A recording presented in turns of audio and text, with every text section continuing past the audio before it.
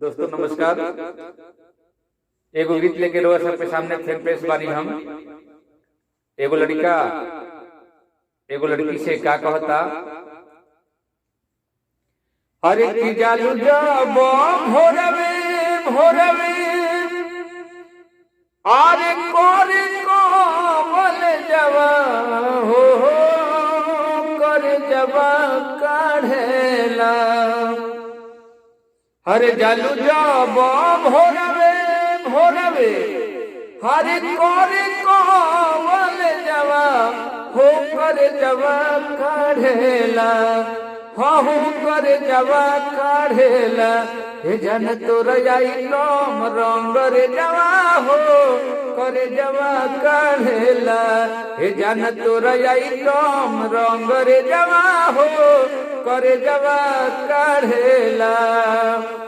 और जहिया से देखले पानी धस गइलू आँख में, साचहू में बाड़ू करे जाए कतू तलाख में।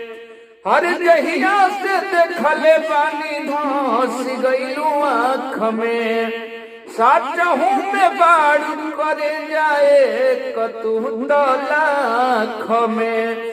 चाहता दिलवा पढ़ल प्यार वाला पे जवा हो कर जवा काढ़ेला। हो कर जवा काढ़ेला। हे जन तोर आई कम रंग रे जवा हो कर जवा काढ़ेला। हे जन तोर आई कम रंग रे जवा हो कर जवा काढ़ेला।